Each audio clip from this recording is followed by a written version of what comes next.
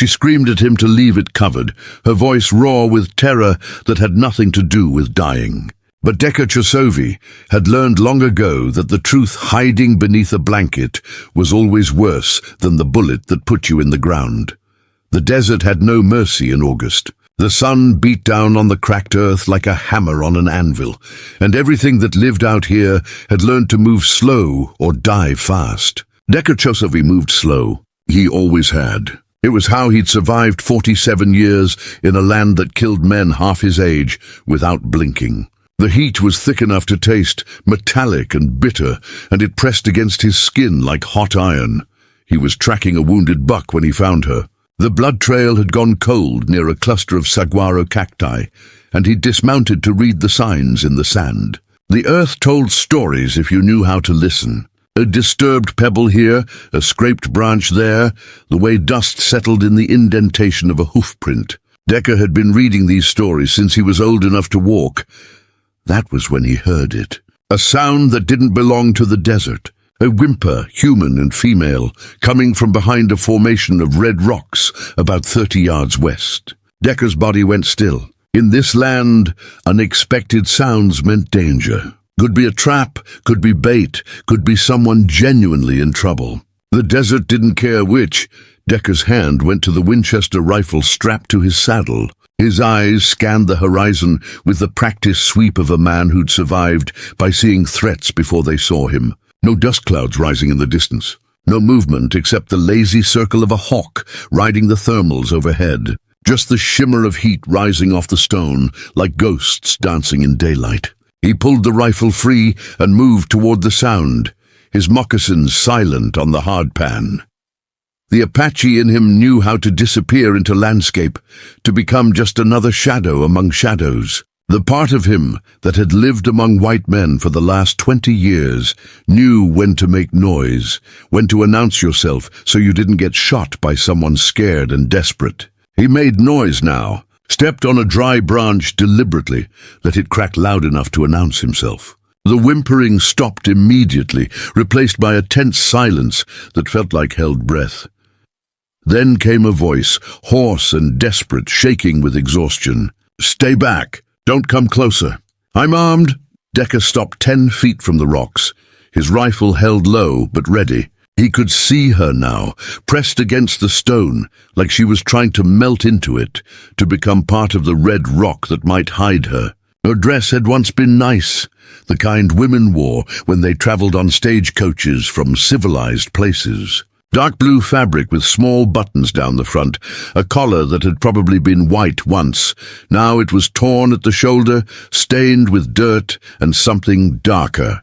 Blood, maybe, or just the rust-colored dust that covered everything out here after a few hours. Her hair hung in tangles across her face, dark brown streaked with premature gray, and her hands clutched something to her chest. A blanket, thick wool despite the heat, wrapped around an object he couldn't quite see.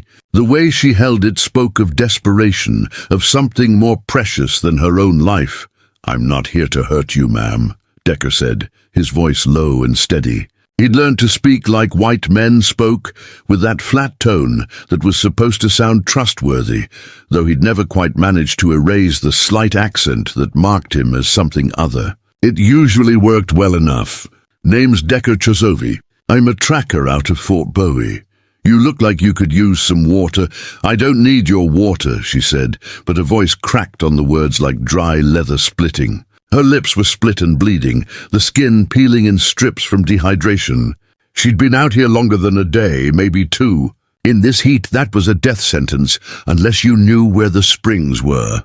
This woman clearly didn't. "Just go. Forget you saw me."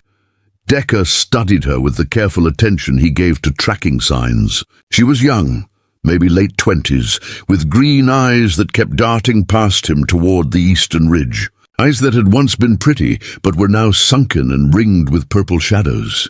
She wasn't looking at him when she spoke. She was watching for someone else, scanning the horizon with the hypervigilance of prey that knows the predator is close. "You running from someone?"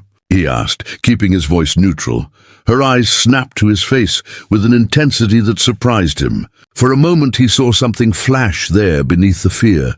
Calculation, intelligence. She was deciding how much to tell him, weighing whether he was a threat or a tool she could use. Decker recognized that look. He'd worn it himself more times than he could count. "That depends," she said slowly, each word measured and careful, "on whether you're the kind of man who asks questions or the kind who minds his own business."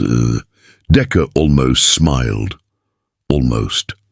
In another life, this woman would have been formidable, sharp, the kind who could hold her own in a world that didn't much care for women with opinions. Out here, minding your own business gets you killed. So does asking the wrong questions. I tried to split the difference. She didn't respond immediately. Just held that blanket tighter, and Decker noticed for the first time that her knuckles were white from gripping it, the tendons standing out like rope under skin. Whatever was under that wool, she'd die before she let it go.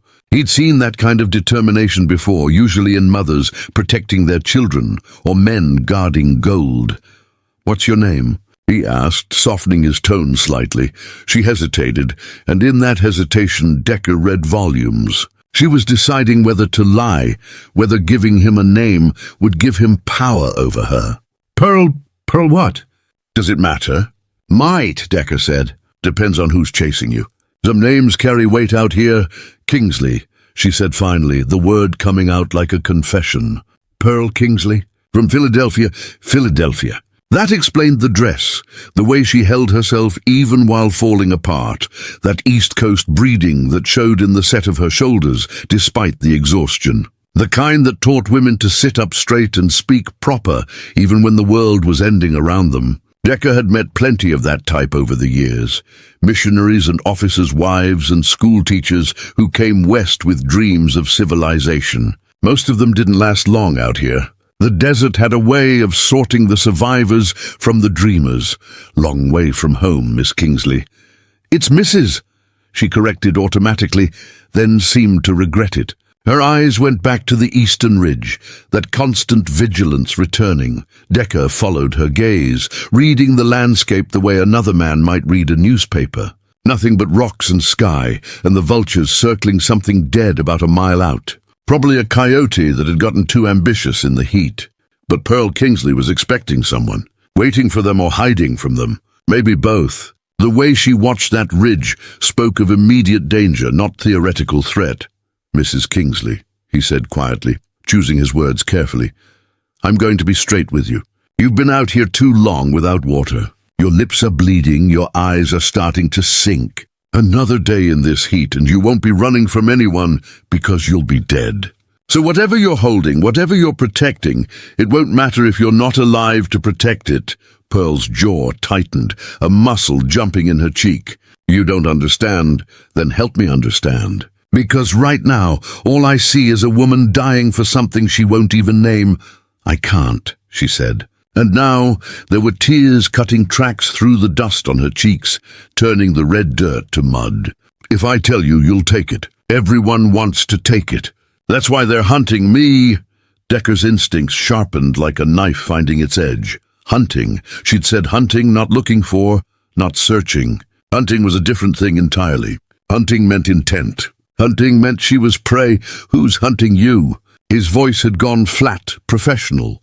"Men," she said bitterly, and the word carried a weight of experience that made Decker's stomach tighten. Men with guns and money, and the kind of power that means they don't have to follow laws. The kind who can make people disappear. Decker knew that type too. He'd worked for some of them over the years, tracked runaway workers and stolen horses and the occasional deserter from the fort. He'd never much liked that work, but it paid better than hunting deer and a man had to eat. Still, there was something in Pearl's voice that spoke of worse things than stolen property. "How many men?" he asked. 4, maybe 5. "I lost count after 2, son," she said, her voice distant now. "They split up to cover more ground, but they'll regroup."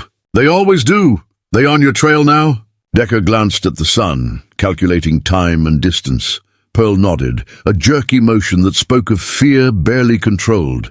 "I think so. I heard horses this morning coming from the east. That's why I hid here. I thought maybe they'd pass by. Decker's mind worked through the possibilities. Still high sun, maybe 3 hours till dark. If riders were coming from Tucson, following a trail that was days old, they'd have made better time than a woman on foot. They could be close now, maybe an hour out. Maybe less if they'd picked up fresh signs. All right, he said, making a decision that some part of him knew he'd regret. You're coming with me. I've got a camp about 2 miles north, near a spring. We'll get you water, get you fed, and then you can decide what you want to tell me. But we need to move now. I can't, Pearl said quickly, panic flashing across her face. If they find me with you, they'll kill you too. You don't know what they're capable of. Let me worry about that, Decker said, his tone leaving no room for argument. You don't understand what they've already done. I've killed Apache raiders who skinned men alive, Decker said flatly, meeting her eyes. I've tracked Mexican bandits who burned families in their homes. I've worked alongside white men who thought the law didn't apply to them. I understand plenty about what men are capable of. Pearl stared at him, searching his face for something. Trust maybe, or at least the absence of a lie. Whatever she saw there must have been enough, because she nodded once, sharp and quick. All right, she whispered. But this stays covered, no matter what. You have to promise me. She gestured to the bundle in her arms, and Decker saw how carefully she held it, cradled against her chest like it was fragile, like it was sacred. Fair enough, he said, though curiosity was already eating at him. Can you walk 2 miles? I've been walking for 3 days, Pearl said, and there was a hint of steel in her voice now. I can walk 2 more. I can walk 100 more if I have to. She pushed herself up from the rocks, stumbled on legs that had gone weak, caught herself against the stone. Decker moved to help her, but she waved him off with her free hand. Pride, he thought. East Coast women had plenty of that even when they were dying. They walked in silence, Decker leading his horse, and Pearl following a few steps behind. He kept his rifle ready, balanced across his forearm, in a way that looked casual but could bring it to bear in a heartbeat. His eyes scanned the ridgelines constantly, reading every shadow, every shift in the light. The desert had a way of hiding things until they were right on top of you. The heat pressed down on them like a physical weight. Sweat ran down Decker's back, soaking his shirt. Pearl's breathing grew labored after the first half-mile, but she didn't complain, didn't ask to stop. She just kept putting one foot in front of the other, that bundle clutched tight to her chest. After about a mile, when the sun had shifted enough to throw longer shadows, Pearl spoke again. Her voice was stronger now, like the movement had pushed some life back into her. Why are you helping me? Decker didn't answer right away. He was asking himself the same question, turning it over in his mind like a smooth stone. The smart thing would have been to leave her there. It wasn't his problem. He had enough problems of his own. My mother was Apache, he said finally, the words coming slower than usual. Chiricahua Band. When I was 7, soldiers came to our camp, said we had to move to the reservation, that the land wasn't ours anymore. My mother refused. She said the land was ours by right of blood and bone. He paused, remembering. The sound of rifles cracking in the morning air. His mother's scream high and defiant. The smell of smoke from lodges set ablaze. They killed her? Pearl asked softly. No, Decker said, and the word came out harder than he meant it to. They tied her hands and dragged her behind a horse for 2 miles, while I watched from where she'd hidden me. By the time they stopped, she wasn't much more than meat. She lived another 3 days, long enough to make me promise I'd survive. Then she died. Pearl made a small sound, something between sympathy and shared pain. A missionary woman found me hiding in the rocks, Decker continued. Mary Catherine Wells. She took me in, raised me with the white children at the mission, taught me English, taught me to read, taught me that God loved everyone equally. But you didn't believe her, Pearl said. I believed her, Decker said. I just learned that loving equally doesn't mean protecting equally. Some people get left behind. Some people get dragged. And most people who could help just watch it happen. The silence stretched between them, filled only by the sound of footsteps and the horse's steady breathing. Then Pearl said quietly, I'm sorry. For what happened to your mother? Don't be sorry, Decker said. Just don't lie to me. Whatever you're running from, whatever that is you're holding, I need to know what I'm getting into. When we get to your camp, Pearl said, her voice firm. When I know we're safe. Then I'll tell you everything, Decker nodded. It was the best he was going to get. The camp appeared ahead exactly as he'd left it. A depression in the rocks where a spring bubbled up from underground, fed by some aquifer deep below the desert floor. A ring of stones for a fire, blackened from years of use. A canvas lean-to strung between two scrub pines. Decker had been using this place for 5 years, whenever he was tracking in this part of the territory. It was remote enough that most people didn't know it existed. He tied his horse to a mesquite tree and gestured for Pearl to sit near the spring. She lowered herself carefully onto the flat rock, still clutching the bundle, and drank from her cupped hand. Then she gave up pretense and lowered her face directly to the water, drinking like someone who'd forgotten what water tasted like. Easy, Decker said, crouching beside her. Too much too fast and you'll be sick. Your stomach needs time, Pearl nodded, wiping her mouth with the back of her hand. Decker pulled some dried meat from his saddlebag and offered it to her. She took it without speaking, tore into it with her teeth. He watched her eat, watched the way her eyes never left the eastern horizon. When she'd finished the meat and drunk more water, she set the bundle down carefully beside her. It was the first time she'd let it out of her hands, and even now her hand stayed on it. Decker noticed how gently she placed it. All right, he said, sitting across from her. We're safe as we can be. We've got water and food. So tell me, Mrs. Kingsley, what's under that blanket? Pearl looked at him for a long moment. Then she looked down at the bundle, and something in her face changed. When she looked back up, she smiled. It was a sad smile, the kind that carried more grief than joy. A baby, she said quietly.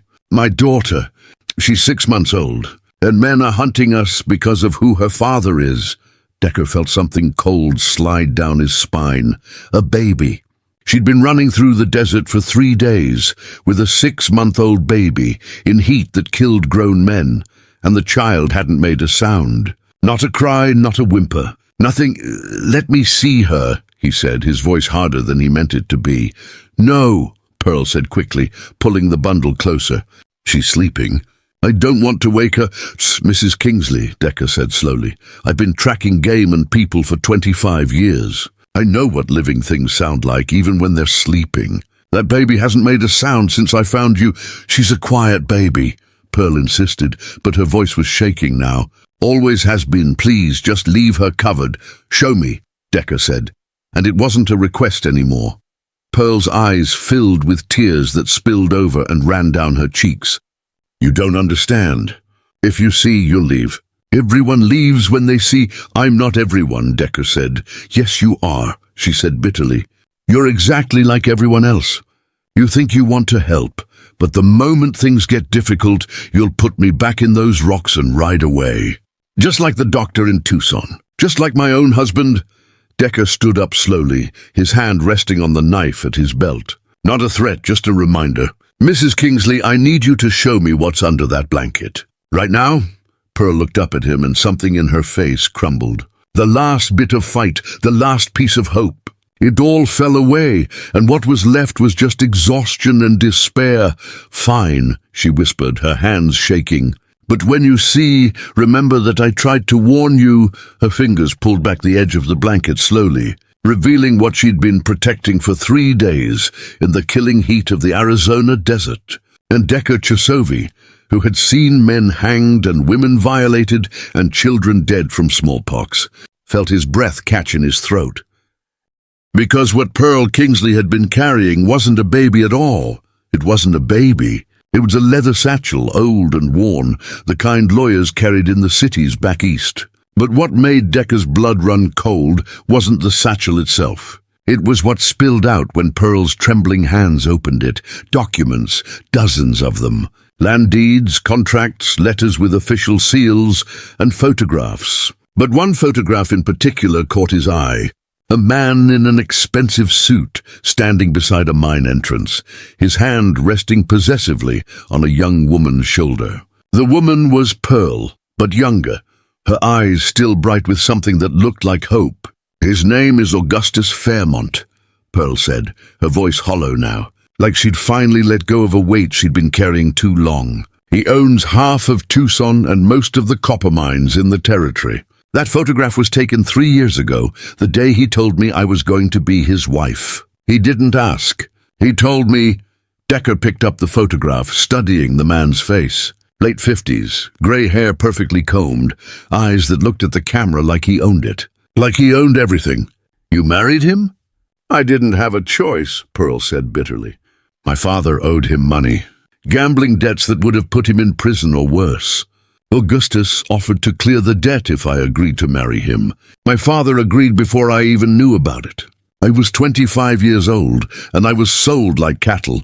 Decker set the photograph down carefully. He'd heard stories like this before. Rich men who treated people like property, who used their money to buy whatever they wanted. The law didn't touch them. The law worked for them. What's in the documents? Pearl's hands moved through the papers, sorting them with practiced efficiency despite the shaking. Everything. Proof that Augustus has been bribing territorial officials to grant him mining rights on Apache land. Proof that he paid the army to force relocations so he could access copper deposits. Proof that he's been running an operation smuggling Chinese workers across the border and working them to death in his mines. She pulled out a ledger, opened it to a page filled with names and numbers. These are the workers who died in his mines over the last 2 years. 147 men. He listed them as equipment losses in his accounting books. Equipment. That's what human lives are worth to him. Decker felt something cold and hard settle in his chest. He'd known the territory was corrupt, that money bought silence and cooperation. But seeing it written down, documented in neat columns like inventory, made it real in a way that rumors never did. Where did you get these? From his office, Pearl said. 6 months ago, I was looking for writing paper, and I found a locked drawer in his desk. I picked the lock. I'd learned how from a housekeeper when I was a girl. Inside was everything. Every crime, every bribe, every death. He'd kept records of it all, like he was proud of it.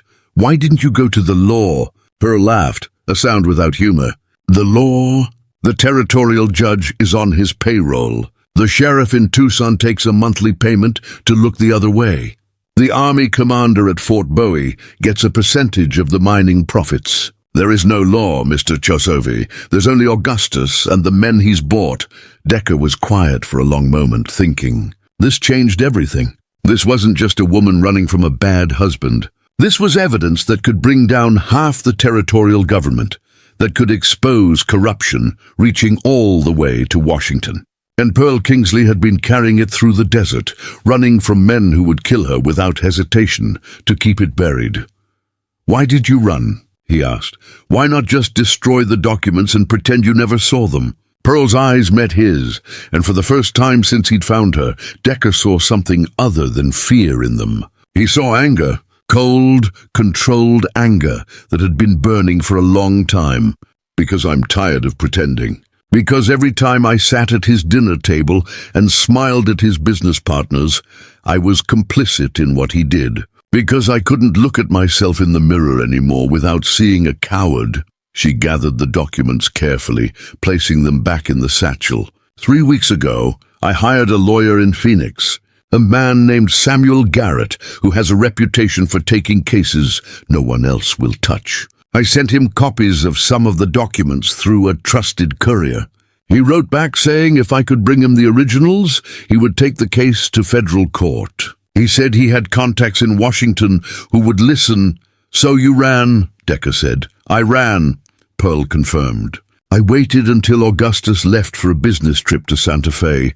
I packed what I could carry, took the documents, and got on a stage to Phoenix. But Augustus has spies everywhere. Someone must have told him because his men caught up to me in Tucson. I barely got away. I've been running ever since. Decker stood up, paced to the edge of the camp, thinking through the implications. If what Pearl said was true, and those documents were authentic, then the men hunting her wouldn't stop. Augustus Fairmont had too much to lose. He would send every gun he could hire, would pay any price to get those documents back, and silence the woman who'd stolen them. How many men did you see in Tucson? Decker asked. 5, Pearl said. But there could be more by now. Augustus has money to hire an army if he needs to. Decker calculated distances in his head. Tucson was 3 days' hard ride from here.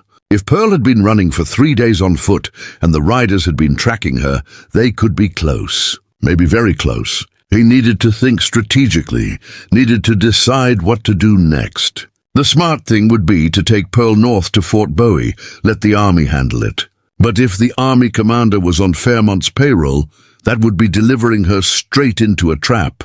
This lawyer in Phoenix, Decker said. Garrett, you trust him? As much as I can trust anyone, Pearl said. He's been disbarred twice for going after powerful men. He's either incredibly brave or incredibly foolish. Maybe both. Phoenix is 4 days' ride from here, Decker said. Maybe 5 if we have to move careful and avoid the roads. You think you can make it? Pearl looked at him, surprise flickering across her face. You're going to help me? After everything I just told you? After you know what you're getting into?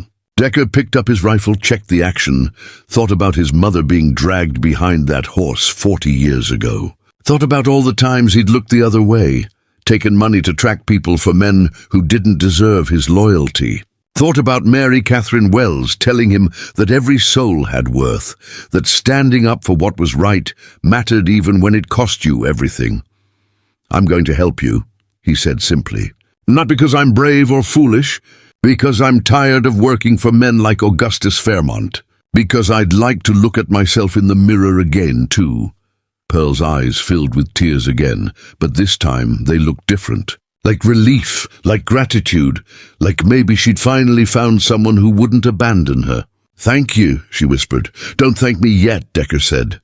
We're not in Phoenix. We're not even close. And those men hunting you are probably less than a day behind. Maybe less. We need to move tonight. Use the darkness to put distance between us and them.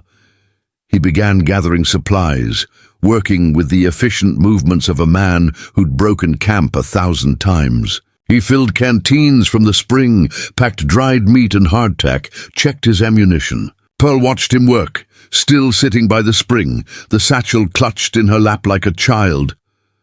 Mr. Chosuvi, she said quietly, why did you become a tracker? Why work for the army and the men who hurt your people? Decker paused, considered the question. No one had ever asked him that directly before. Most people just assumed he'd chosen sides, that he'd betrayed his Apache blood for white man's money. The truth was more complicated. When Mary Catherine took me in, he said slowly, I was 7 years old and I wanted to die. I wanted to walk back into that desert and let the sun take me, let me join my mother wherever she'd gone. Mary Catherine wouldn't let me. She said I had a choice. I could let hatred eat me alive like it had eaten so many warriors before me, or I could survive and find a way to make my life mean something. He cinched the saddle tight on his horse, continued. So I survived. I learned to read and write. I learned to track better than any white man at the fort. I learned to speak both languages, to move between both worlds. I told myself I was building bridges, that I could help prevent more violence by working with the army instead of against them. But it didn't work, Pearl said softly. No, Decker admitted. It didn't work. The army kept taking land. The miners kept pushing further into Apache territory. The government kept breaking treaties. And I kept telling myself I was helping by tracking deserters and lost supply wagons. Kept telling myself I wasn't responsible for what happened after I found what they were looking for. He looked at Pearl directly. I've spent 20 years lying to myself. Maybe helping you get to Phoenix won't change any of that. Maybe it won't make up for the times I should have said no and didn't, but at least this time I'll know I chose right. Pearl stood up slowly, the satchel held against her chest. Then we should go. Every minute we wait is a minute they get closer. Decker nodded. He extinguished the small fire he'd started earlier, scattered the ashes, covered the traces of their presence. It wouldn't fool a good tracker, but it might buy them a few hours. He helped Pearl onto his horse, then swung up behind her, the satchel pressed between them. The sun was setting now, painting the desert in shades of orange and red that looked like the land was bleeding. They rode north, away from Tucson, away from the men who were hunting them. Decker kept to the hard ground where the horses' hooves would leave fewer tracks. He avoided the obvious trails, choosing instead the rough country where rock and stone made tracking difficult. The moon rose nearly full, giving them enough light to travel by. After 2 hours of steady riding, Pearl spoke again. "Can I ask you something?" "Go ahead. When you saw the satchel instead of a baby, what did you think?" In that moment before I explained, Decker was quiet for a moment, remembering. "I thought you were crazy," he said honestly. "I thought the sun had gotten to you, that you'd lost your mind out there in the desert. I thought I'd just tied myself to a woman who'd been carrying a leather bag through hell and calling it her daughter." Pearl made a sound that might have been a laugh. "I called it that because it was easier. If Augustus's men stopped me, if anyone asked what I was carrying, I could say it was my baby, and they'd leave me alone. Women with babies don't get searched as carefully. Men assume we're harmless." "Smart," Decker admitted. "Desperate," Pearl corrected. "There's a difference. Smart is planning ahead. Desperate is making it up as you go and praying it works."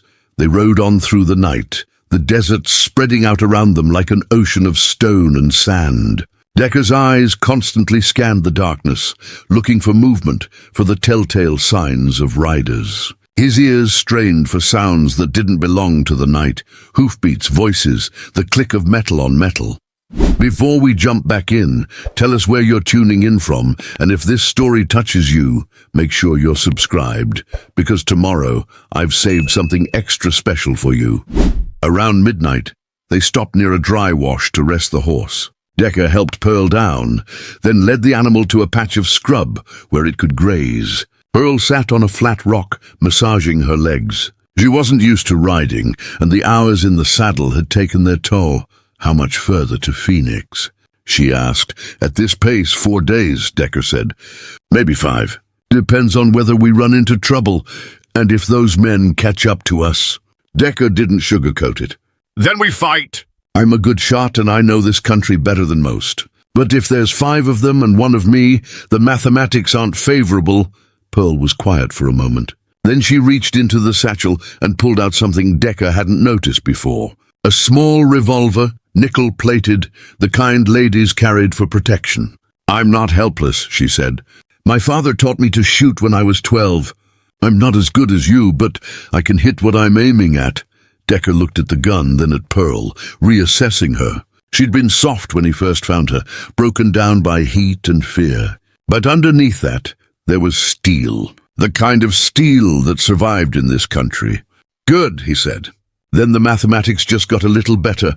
They rested for an hour, then mounted up again and continued north. The night deepened around them, and the desert sounds shifted. Coyotes called in the distance. An owl swooped low over their heads, hunting. The horses' hooves clopped steady and rhythmic on the hard ground. Dawn was still an hour away when Decker heard it. A sound that made his blood freeze. Hoofbeats. Multiple horses moving fast, coming from the south. He reined in immediately, his hand going to Pearl's arm. "Get down," he whispered urgently. "Quiet now." They dismounted quickly, Decker leading the horse into a cluster of rocks where shadows would hide them. He pulled his rifle from the saddle scabbard and crouched low, Pearl beside him. The hoofbeats grew louder, closer. 3 riders, maybe 4, moving at a gallop, like they were chasing something. Like they'd found a trail. Decker watched through a gap in the rocks as the riders passed within 50 yards of their position. He could see them clearly in the moonlight. 4 men, heavily armed, riding hard. One of them was shouting something to the others, pointing at the ground. They'd found tracks, his tracks. The trail he'd left despite his best efforts to hide it. The riders didn't stop. They thundered past, heading north, following the trail in the wrong direction. Decker had deliberately laid false tracks, leading away from their actual position. A trick he'd learned from Apache raiders years ago. It had worked. For now, but he knew it wouldn't last long. Maybe an hour, maybe 2, before those men realized they'd been fooled and doubled back. And when they did, they'd be angry. They'd be more careful. And they'd be looking for any sign of deviation from the main trail. "They're going to come back," Pearl whispered, her face pale in the moonlight. "Yes," Decker said. which means we need to change direction. We can't go straight to Phoenix anymore. We need to lose them first. How? Decker thought quickly, his mind racing through options. The mountains to the west were rough country, hard to traverse but easier to hide in. If he could get them into the high country, into the canyons and caves he knew from years of tracking, they could wait out the pursuit. Let Fairmont's men search the open desert while they stayed hidden.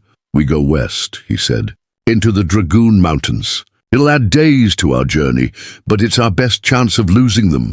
Pearl nodded, trusting his judgment. They waited until the hoofbeats faded completely, until the desert was quiet again, except for the wind. Then they mounted up and turned west, away from the trail, away from the obvious path, toward the mountains that rose like jagged teeth against the starlit sky.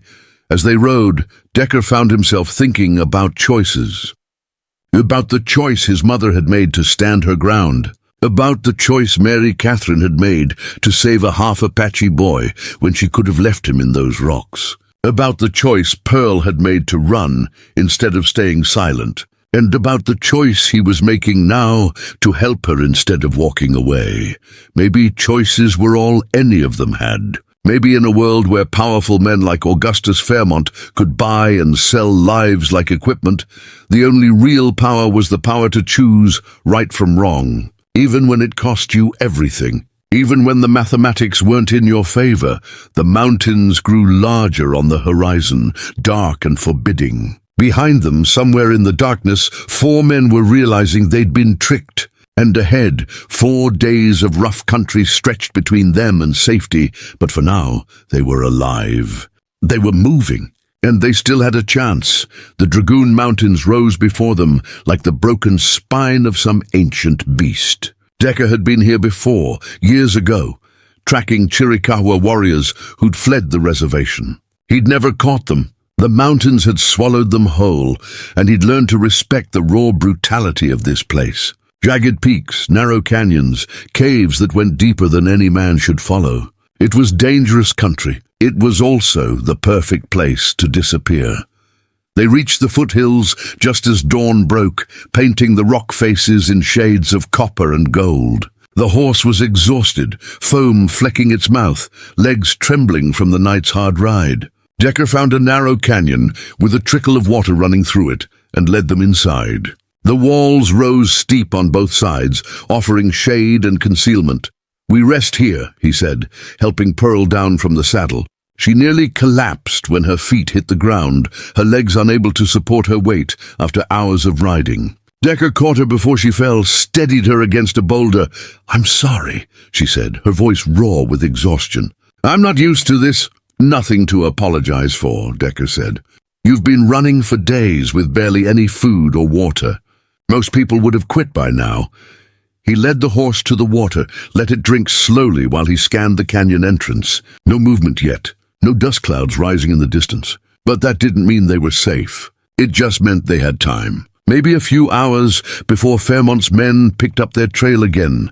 Pearl sank down against the canyon wall, the satchel still clutched in her arms. Her dress was torn beyond repair now, her face sunburned despite the bonnet she'd been wearing. Her hands were blistered from gripping the saddle. She looked like someone who'd been through a war. Decker pulled jerky and hardtack from his supplies, offered them to her. She ate mechanically without tasting, her eyes distant. He recognized that look. He'd seen it on soldiers after their first real battle, when the reality of what they'd survived finally caught up with them. "Talk to me," he said quietly, sitting down a few feet away. "Keep your mind active. Tell me about Philadelphia." Pearl looked at him, confused for a moment, then understood what he was doing, keeping her grounded, keeping her from slipping into shock. "Philadelphia," she repeated, and a ghost of a smile crossed her face. "It's nothing like this. Green in the summer, trees everywhere. Streets paved with cobblestone. You can hear church bells on Sunday mornings. What did you do there? Before Fairmont?" "I taught music," Pearl said. "Piano, mostly. I had a studio near Rittenhouse Square. Wealthy families would send their daughters to learn. I wasn't rich, but I made enough to live on. I had a small apartment with a window that looked out over a park. I was happy." Her voice caught on that last word, and Decker saw the grief in her eyes. The loss of that life, of that person she'd been before Augustus Fairmont, had bought her like property. My father was a merchant, she continued. Import business. Chinese silks, Japanese porcelain, things like that. He did well for years. Then he started gambling. Cards mostly. He was convinced he had a system, that he could beat the house if he just played long enough. He couldn't. The debts piled up. She took a drink from the canteen Decker offered, her hands still shaking slightly. Augustus was one of his creditors. I'd met him once at a party. He'd seemed charming then, distinguished. He asked my father about me, said he was looking for a wife. My father thought it was a joke. It wasn't.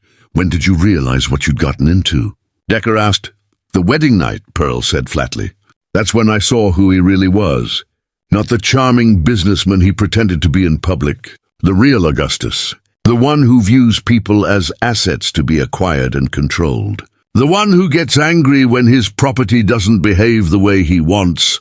She touched her left arm unconsciously, and Decker noticed a faint scar there, half hidden by her sleeve. A burn mark, circular. Like from a cigar? He did that? Decker asked, his voice hard. Pearl nodded. The first time I talked back to him. The first time I suggested he was wrong about something. He said I needed to learn my place, that I belonged to him now, and he could do whatever he wanted. The law agreed with him. Her wife is her husband's property in the eyes of the law. Decker felt that familiar cold anger settling in his chest again. He'd seen this pattern before, this corruption that went deeper than just bribes and stolen land. It was a corruption of basic human decency, the idea that some people could own others, could hurt them without consequence. Why didn't you leave sooner? He asked. Where would I go? Pearl said. Back to Philadelphia? My father died 6 months after the wedding. Heart failure, the doctor said, but I think it was shame. He knew what he'd done to me. Without him, I had no one. No family, no money of my own. Everything I had came from Augustus, and he made sure I knew it. She was quiet for a moment, then continued. I tried to leave once, about a year ago. I made it to the stage depot in Tucson with a bag and what little jewelry I could sell. Augustus found me before the stage left. He didn't hit me that time. He just smiled and said if I ever tried to leave again, he'd make sure I never made it out of Arizona. That accidents happened to women who forgot their place. But you tried again, Decker said. Because I found those documents, Pearl said. And now there was fire in her voice again, that steel showing through the exhaustion. Because I realized he wasn't just hurting me. He was hurting hundreds of people. Those Chinese workers dying in his mines. The Apache families being forced off their land. The officials he was bribing to look the other way. I couldn't just save myself and leave all that buried. She looked at Decker directly. Do you understand? I couldn't live with myself if I ran away and let him continue. I had to try. Even if it meant dying. Even if it meant never making it to Phoenix. At least I tried. Decker understood, more than she probably realized. It was the same calculation his mother had made when she refused to leave Apache land. The same choice Mary Catherine had made when she took in a half-breed child. Sometimes survival wasn't enough. Sometimes you had to stand for something, even when standing got you killed. We're going to make it to Phoenix, he said firmly. I'm going to make sure of it, Pearl smiled, but it was a sad smile. You can't promise that. Those men are still out there. More might be coming. Augustus has resources we can't even imagine. Maybe, Decker said. But he doesn't have what we have. What's that? Nothing left to lose. The words hung in the air between them. Pearl stared at him, then laughed. It was a real laugh this time, not bitter or broken. Just genuine amusement at the absurdity of their situation. You're right, she said. I've already lost everything. My home, my husband, my reputation. I'm a fugitive now. Running through the desert with stolen documents and a stranger who's probably going to regret helping me. What else can they take? Your life, Decker said bluntly. But they'll have to go through me first. He stood up, checking his rifle again out of habit. The sun was climbing higher now, heating the canyon. They couldn't stay here much longer. The horse needed real rest, and they needed to put more distance between themselves and pursuit. But the animal couldn't be pushed any harder without risking it collapsing entirely. "There's a place deeper in the mountains," Decker said. "An old Apache stronghold. Natural cave system, defensible position, water source inside. If we can reach it by nightfall, we can rest there safely for a day. Let the horse recover.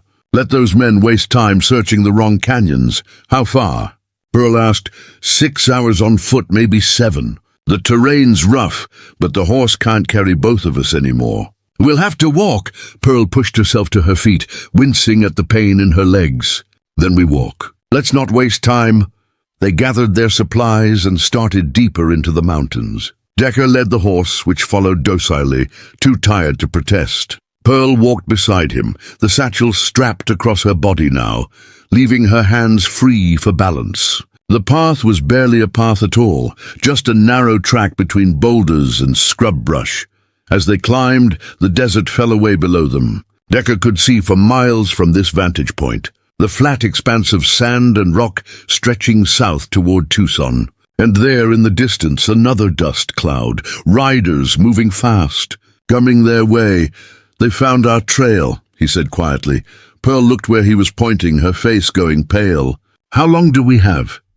Decker calculated. The riders were at least 10 miles away, maybe more. At a gallop, they could cover that in an hour. But they'd have to slow down once they hit the mountains, would have to track carefully through the broken terrain. 3 hours, he estimated. Maybe 4 if we're lucky, then we need to move faster. "Can't," Decker said. "These rocks are loose. Move too fast and you'll break an ankle. Then we're finished." He was right, and Pearl knew it.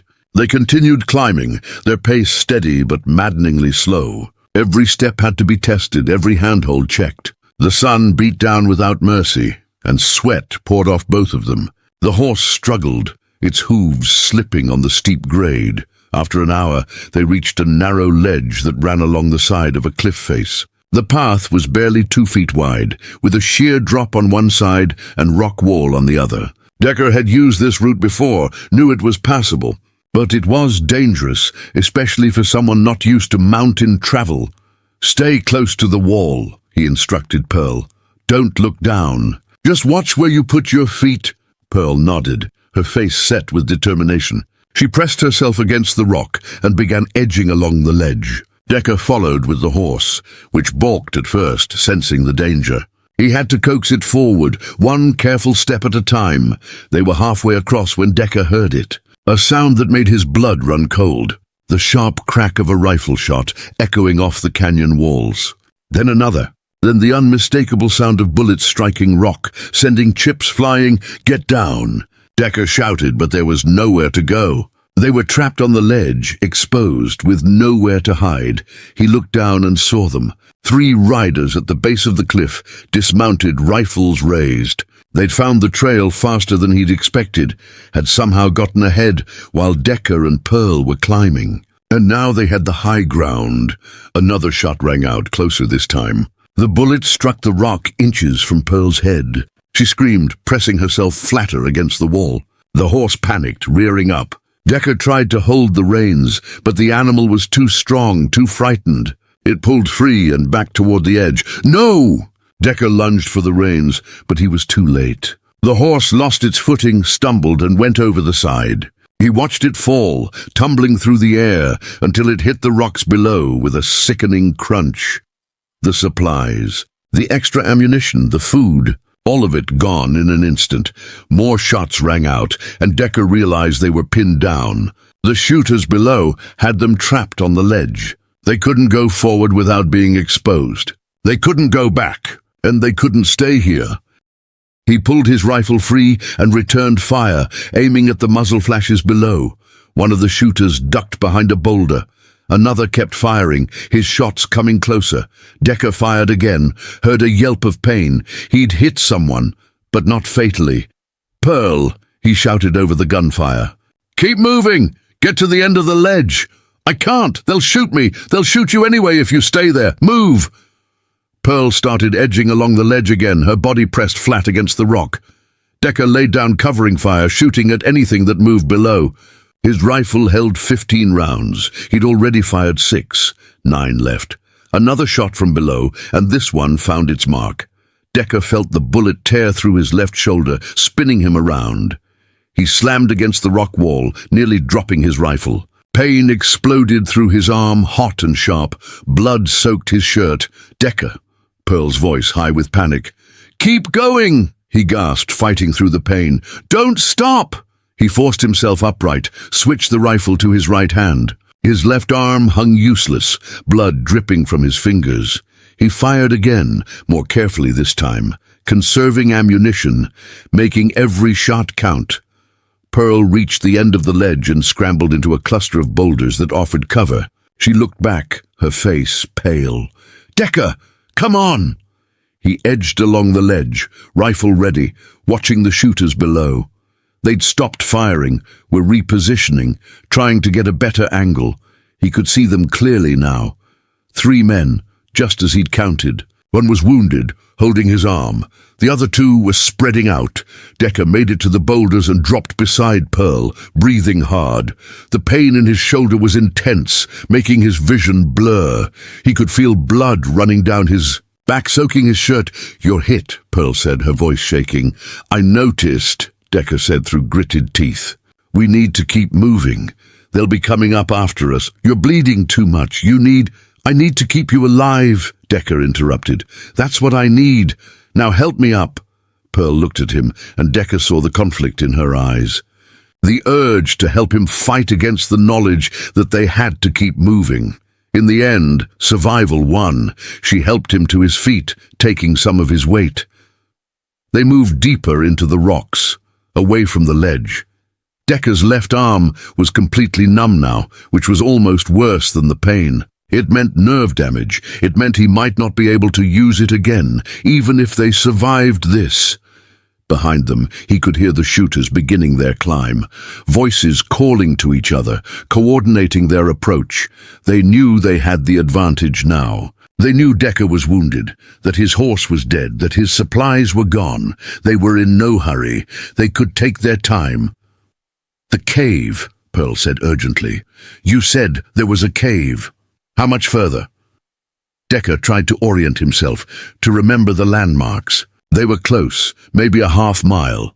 But a half-mile through rough terrain with a bullet wound and no supplies was a different calculation entirely. "Not far," he lied. "We can make it." They pushed forward, scrambling over rocks, sliding down scree slopes, forcing their way through thorny brush. Every movement sent fresh waves of pain through Decker's shoulder.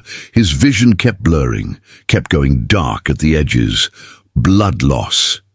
He was losing too much blood. Pearl noticed him stumbling, caught him before he fell. "Decker, stay with me. Don't you dare die on me now." "Not planning on it," he muttered, but even he could hear how weak his voice sounded. They rounded a boulder, and there it was. The cave entrance, a dark slash in the rock face, partially hidden by brush. Decker had used it before, knew it was deep enough to hide in, defensible if you had ammunition and the will to fight. They had both, barely. They stumbled inside, and the cool darkness swallowed them. Pearl helped Decker sit against the cave wall, then moved to the entrance, watching for pursuit. Her hand was on the small revolver she'd shown him earlier, knuckles white from gripping it. "How many bullets do you have?" Decker asked, his voice barely above a whisper. 6, Pearl said. "You?" Decker checked his rifle with his good hand. 4, maybe 5 if I miscounted. "And they have 3 men with full ammunition." "Yeah." Pearl was quiet for a moment. Then she said, "We're not going to make it to Phoenix, are we?" Decker wanted to lie, wanted to tell her they'd be fine. But he was done lying, to her and to himself. "Maybe not," he said honestly, "but we're going to make them pay for every inch, and if we go down, at least we go down fighting for something that matters." Pearl looked at him, and something in her expression changed. The fear was still there, but alongside it was something else. Resolve, the kind that didn't bend. "Then let's make it count," she said. Outside, the voices were getting closer. The shooters had reached the top of the climb, were spreading out to search. It was only a matter of time before they found the cave. Decker checked his rifle one more time, made sure a round was chambered. His left arm was useless, but his right was steady. That would have to be enough.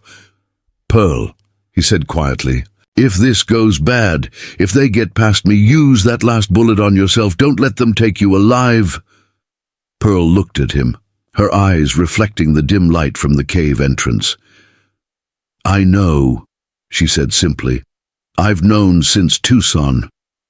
They waited in the darkness, 2 people at the end of their run, armed with 10 bullets between them, and the slim hope that maybe, just maybe, dying for something was better than living for nothing. The cave went deeper than Pearl had expected. As her eyes adjusted to the darkness, she could see the passage extending back into the mountain, disappearing into shadows that seemed absolute. The air was cooler here, carrying the mineral smell of underground water. Somewhere in the distance, she could hear the faint drip of moisture falling on stone. Decker's breathing had become labored, each inhale rasping in his chest. Pearl crouched beside him, examining the wound in the dim light that filtered in from the entrance. The bullet had gone clean through his shoulder, which was fortunate. But he was still losing blood, and without medical supplies, infection would set in within hours. Maybe less in this heat. I need to stop the bleeding, she said, already tearing strips from her ruined dress. The fabric was dirty, far from ideal for wound care, but it was all they had. Don't waste time on me, Decker muttered.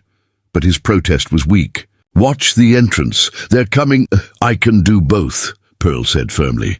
She wadded up a piece of fabric and pressed it hard against the entry wound. Decker hissed in pain but didn't pull away. She tied another strip around his shoulder, pulling it tight enough to slow the bleeding. Her hands were steadier than she'd expected. Maybe desperation made you calm. Maybe when death was certain, fear became irrelevant. Outside, the voices were closer now. Pearl could make out words. Check those rocks. He's bleeding. Can't have gone far. A different voice responded, Fairmont wants her alive. The tracker don't matter. Shoot him if you see him. Then a third voice, younger, uncertain. What if they made it to high ground? What if they got rifles on us? The first voice laughed. Then we'd already be dead, boy. They got nothing. We got them cornered. Pearl finished tying off the bandage and moved to the cave entrance, revolver in hand. She positioned herself behind a jutting rock where she could see out but remain mostly hidden. 3 men, just as they'd counted. They were spread out now, moving carefully through the boulders, rifles raised. Professional. These weren't random hired guns. These were men who knew what they were doing. The closest one was maybe 40 yards away, picking his way through the rocks. He was looking down, following the blood trail that Decker had left. Pearl's finger tightened on the trigger. She'd told Decker she could shoot, but she'd never shot at a person before, never pointed a gun at something that could look back at her with human eyes. Wait! Decker's voice came from behind her, barely a whisper. Let them get closer. Make the shots count. Pearl nodded, swallowing the fear that rose in her throat. The man kept coming, following the blood drops like breadcrumbs. 30 yards now, 25. Pearl could see his face clearly, middle-aged, weathered, a scar across his left cheek. Eyes that looked bored, like this was just another job, like killing was routine. 20 yards. The man paused, scanning the rock face. His eyes passed over the cave entrance once, then came back. He'd seen something, a shadow that didn't quite match, a shape that suggested opening. Now, Decker said. Pearl fired. The revolver kicked hard in her hand, harder than she remembered from her father's lessons years ago. The shot went wide, struck rock 2 feet to the left of the man. He dove for cover, shouting. They're in the cave! Got guns! Return fire came immediately. Bullets struck the rock around the cave entrance, sending stone chips flying. Pearl ducked back, her heart hammering. She'd missed. She'd had one good shot and she'd missed. Don't think about it, Decker said, reading her face. Fire again, keep them pinned. Pearl leaned out and fired twice more, not really aiming, just shooting in the direction of the men. She heard one of them curse, saw movement behind the boulders. They were regrouping, reassessing. They knew now that their targets weren't helpless. How? Many shots left? Decker asked. Pearl checked the revolver with shaking hands. 3. I used 3. Make them count, Decker said. He'd managed to prop himself against the cave wall, his rifle resting across his lap. His face was pale, slick with sweat. They're going to rush us. Can't sit out there forever. When they come, aim for center mass. Biggest target? Pearl nodded, tried to steady her breathing. She'd killed no one. She was a piano teacher from Philadelphia. She taught scales and Mozart sonatas to girls in white dresses. She wasn't supposed to be here, in a cave in the Arizona mountains, waiting to shoot men who wanted her dead. But she was here, and those men were coming. And if she didn't shoot, Decker would die, and she would die, and Augustus Fairmont would win. The documents would disappear. The corruption would continue. All those deaths in the mines would mean nothing. Preparing and narrating this story took us a lot of time, so if you are enjoying it, subscribe to our channel. It means a lot to us now. Back to the story. She thought about that ledger. 147 names, men who died while Augustus marked them down as equipment losses. She thought about the Apache families forced from their land, the officials bought and paid for, the system that let men like Fairmont do whatever they wanted because they had money and power. Her hands stopped shaking. The fear didn't disappear, but it changed into something else, something cold and focused. They're moving, Decker said quietly. Pearl looked out and saw them. All three men advancing together now, using the rocks for cover, moving in coordinated leaps from one position to the next. 30 yards, 25. They were being smart about it, not giving her clear shots. But they were coming, and they weren't going to stop. Pearl aimed at the closest man, waited for him to move between rocks. When he did, she fired. This time, her hand was steady. This time, the bullet went where she aimed it. The man went down hard, clutching his leg, screaming. She'd hit him. She'd actually hit him. The other two men froze, surprised. They hadn't expected resistance this accurate. Pearl fired again. Missed, but it was close enough to make them dive for cover. 2 shots left. Good, Decker said. Real good. Now get back. Pearl ducked into the cave as return fire peppered the entrance. But something had changed. The men weren't advancing anymore. They were staying in cover, reassessing. One of their own was down, wounded, maybe dying. Suddenly, this wasn't the easy job they'd expected. You learn fast, Decker said, and there might have been respect in his voice. My father used to say I was stubborn, Pearl replied, her voice surprisingly steady. Said once I set my mind to something. I didn't quit. Good trait to have right now. They waited. Minutes stretched. The wounded man's screaming had reduced to low moans. Pearl could hear the other two talking, their voices carrying in the stillness. They were arguing. One wanted to press forward. The other wanted to wait, maybe go back for more men. The cautious one was winning. Then a new voice cut through the argument, loud, commanding, coming from further down the slope. What's the holdup? Fairmont's paying you to bring her in, not sit around talking. Pearl's blood went cold. She knew that voice. She'd heard it at dinner parties, at business meetings. It was Marcus Crenshaw, Augustus's head of security, the man who handled problems that needed to disappear. If Crenshaw was here, it meant Augustus had sent his best. It meant he was taking this seriously. We got one wounded, one of the shooters called back. They got more fight than we expected. Then you're not trying hard enough. Crenshaw's voice was closer now. I'm coming up, and when I get there, we're ending this. Decker met Pearl's eyes in the dim light. How many men does Crenshaw usually travel with? I don't know. 5, maybe more. Decker's jaw tightened. Then we got a problem. Even if we had full ammunition, 5 against 2 is bad mathematics. What do?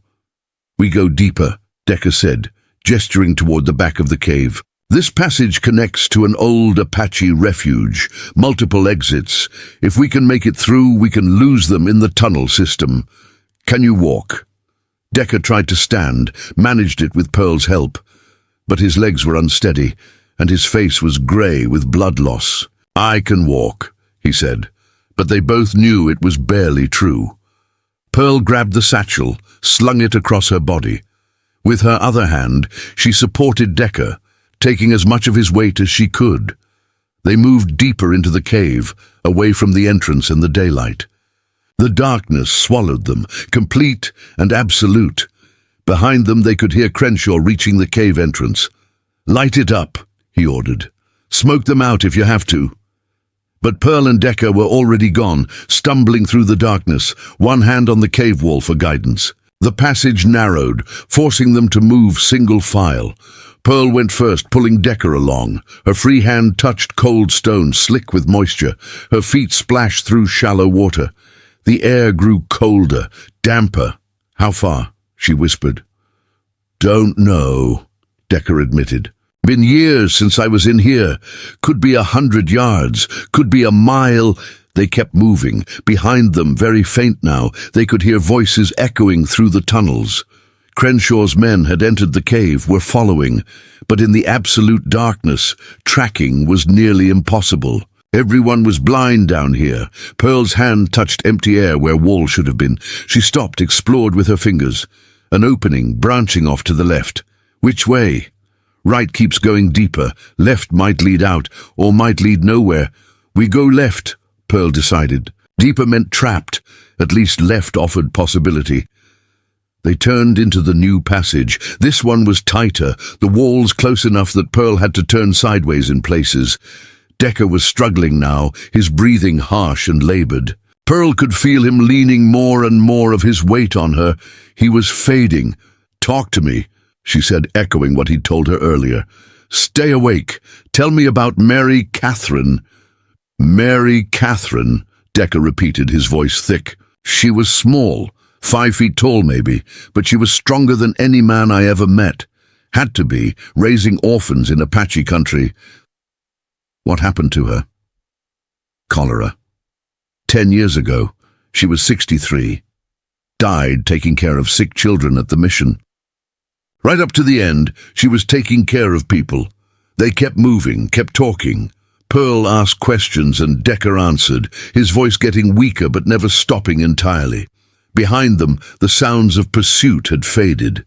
Either Crenshaw's. Men had taken a different tunnel, or they'd given up the chase in the darkness. Either way, Pearl and Decker were alone.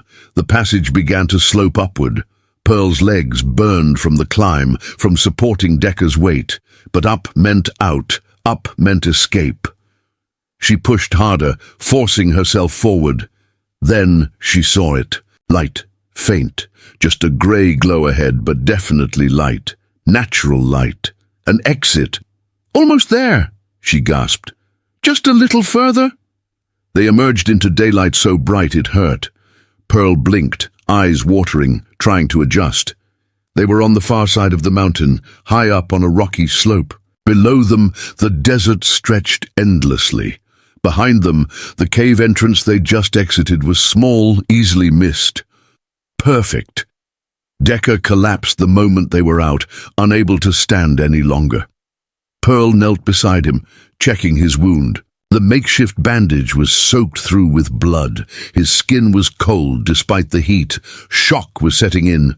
"I need to get you help," Pearl said. "Medical attention. You're not going to make it otherwise." "No doctors," Decker muttered.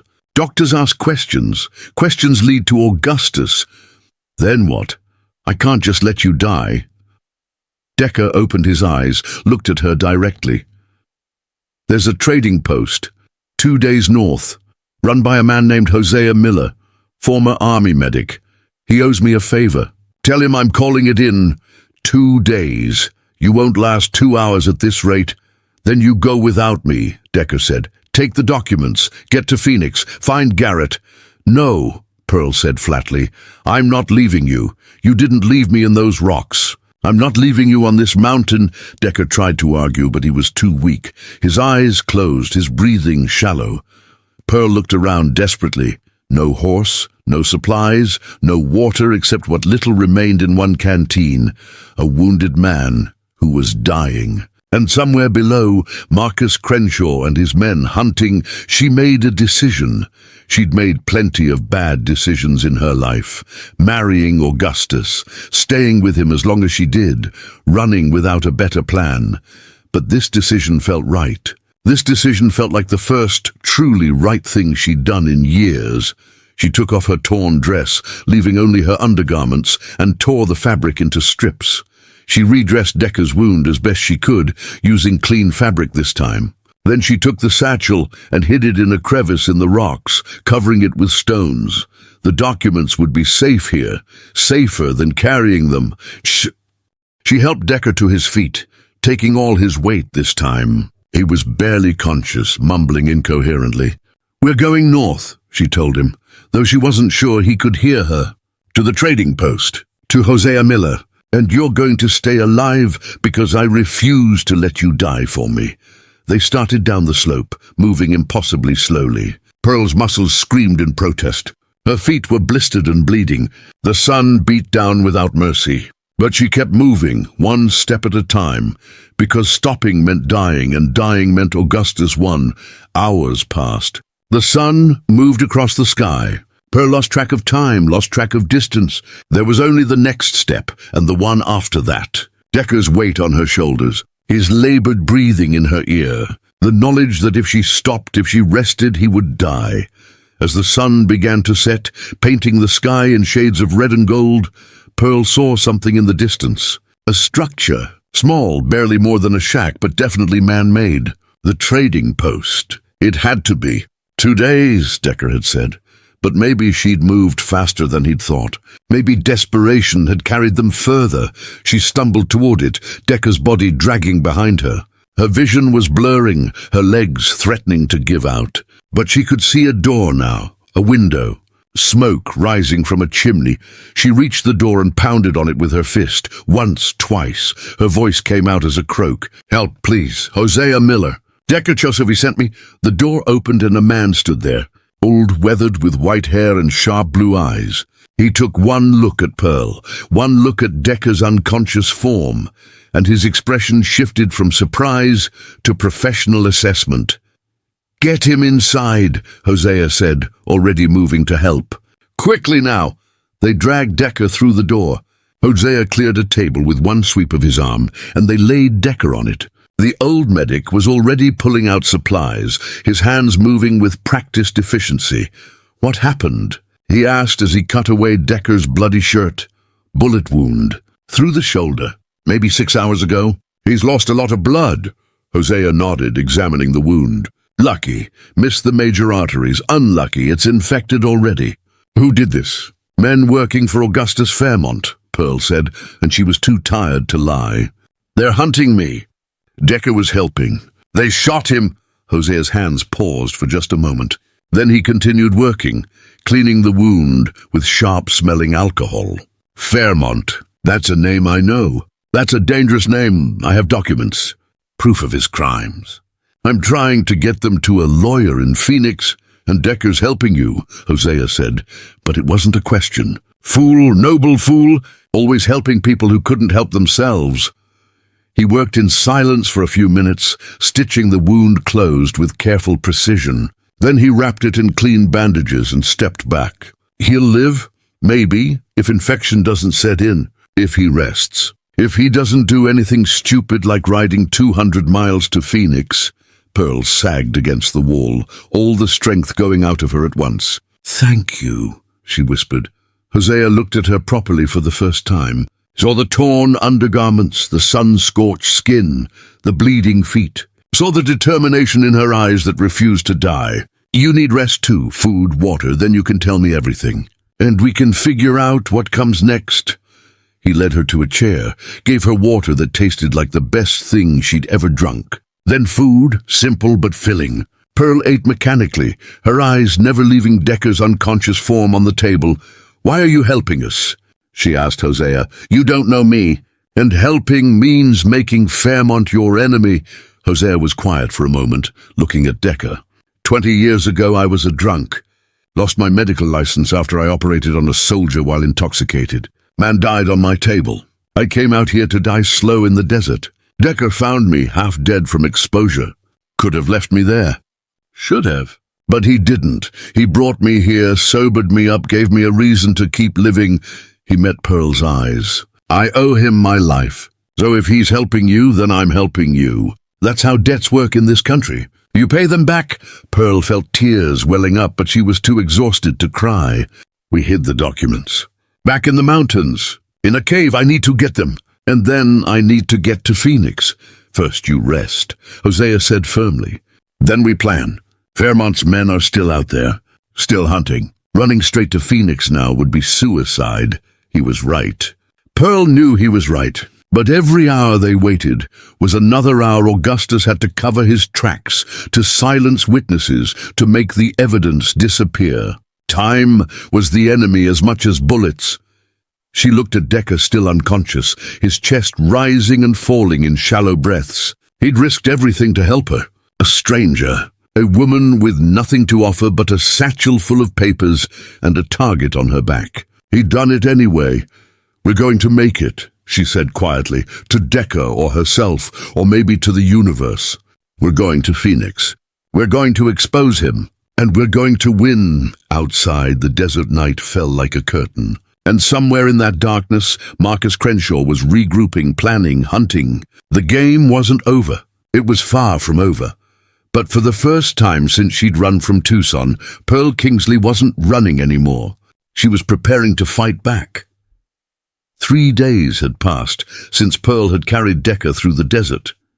3 days of watching him drift in and out of fever, his body fighting infection, while Hosea worked to keep him alive. 3 days of waiting, planning, and watching the horizon for riders that never came. It was the silence that worried Pearl most. Crenshaw wasn't the type to give up. He was out there somewhere, waiting for the right moment. On the morning of the 4th day, Decker finally opened his eyes with clarity instead of delirium. Pearl was sitting beside his cot, cleaning one of Hosea's old rifles. She'd spent the last 3 days learning everything Hosea could teach her about weapons, about survival, about fighting. She wasn't the same woman who'd stumbled out of those rocks a week ago. "You're still here," Decker said, his voice rough from disuse. "Where else would I be?" Pearl set down the rifle and moved to his side. "How do you feel?" "Like I got shot," Decker said, but there was a hint of his old humor in it. "How long?" 3 days. Hosea said you were lucky. Said another hour and the infection would have killed you." Decker tried to sit up, winced, fell back. "The documents. Where are they?" "Still hidden. In the cave where I left them. I've been waiting for you to wake up before I went back for them." "You can't go back there," Decker said immediately.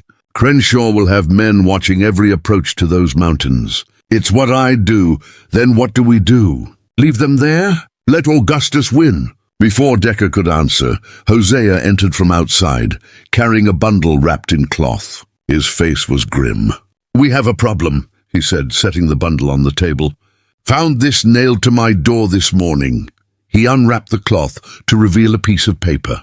Pearl recognized the handwriting immediately. Elegant, precise, the kind taught in expensive schools. Augustus's handwriting. The message was short. "Mrs. Fairmont, I know you're at the trading post. I know the tracker is wounded. I know you think you're safe. You're not. Return what belongs to me, and I'll let you live. Continue this foolishness, and I'll burn everything and everyone you've touched. You have until tomorrow at noon."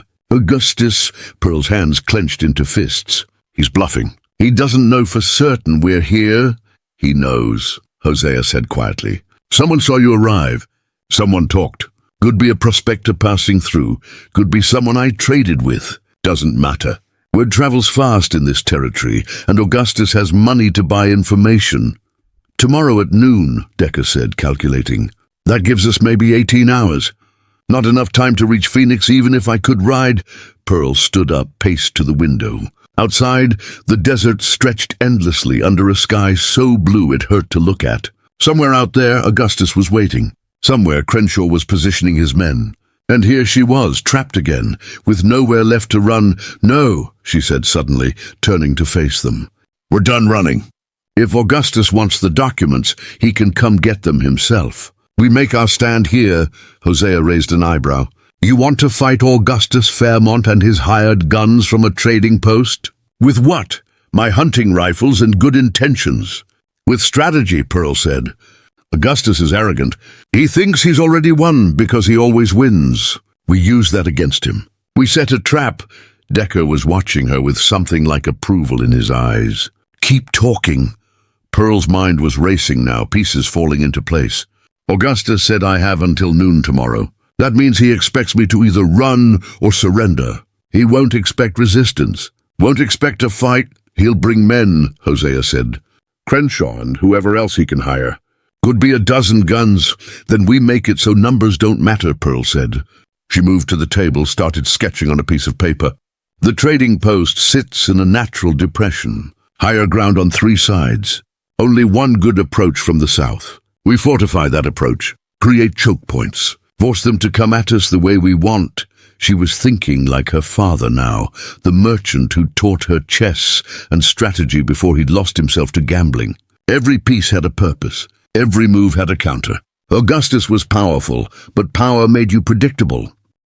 We'll need more guns, Decker said, following her thinking. More ammunition, and we'll need to make them believe we have more fighters than we do. Hosea scratched his beard, considering. I've got maybe a dozen rifles. Mix of Winchesters and Springfields. Ammunition's limited, but enough for a fight. Got some dynamite, too, left over from when they were blasting for a well. Dynamite, Pearl repeated, and a plan started forming. Dangerous, probably insane, but possible. We can use that. Create the illusion of a larger force. Make them think twice about a direct assault. They spent the rest of the day preparing. Hosea dug out every weapon he owned, cleaned and loaded each one. Pearl and Decker, despite his weakness, positioned rifles at different windows to make it look like multiple shooters. They built barriers using furniture and supply crates, creating defensive positions. Hosea showed Pearl how to wire the dynamite, where to place charges along the southern approach. As the sun set, Pearl stood on the roof of the trading post, watching the desert turn gold and red. From up here she could see for miles. Could see the dust cloud approaching from the south. Riders, at least 8, maybe more. They were coming early. Augustus wasn't waiting for noon. He was coming now, under cover of approaching darkness. They're here, she called down to Hosea. Decker appeared at the ladder, his left arm still in a sling, but his right hand steady on his rifle. Earlier than expected. He's smarter than you thought. Or more arrogant, Pearl countered. He thinks surprise gives him the advantage. We make him regret it. They took their positions. Pearl at the front window, rifle ready. Hosea at the side, another rifle within reach. Decker, despite his protest, stationed at the back in case anyone tried to flank them. The dynamite charges were set along the main approach, wired to a plunger inside the trading post. One push, and the southern path would become a crater. The riders came into view as the last light faded from the sky. 10 men, Pearl counted, Crenshaw in the lead, his face hard and professional. And beside him, sitting straight in his saddle like he owned the world, was Augustus Fairmont himself.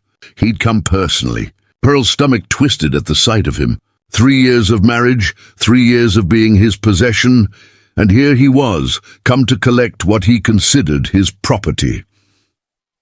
They stopped about 100 yards out, just beyond effective rifle range. Augustus dismounted, with the casual grace of a man who'd never feared anything in his life. He straightened his jacket, adjusted his hat, then called out in that cultured voice Pearl knew so well.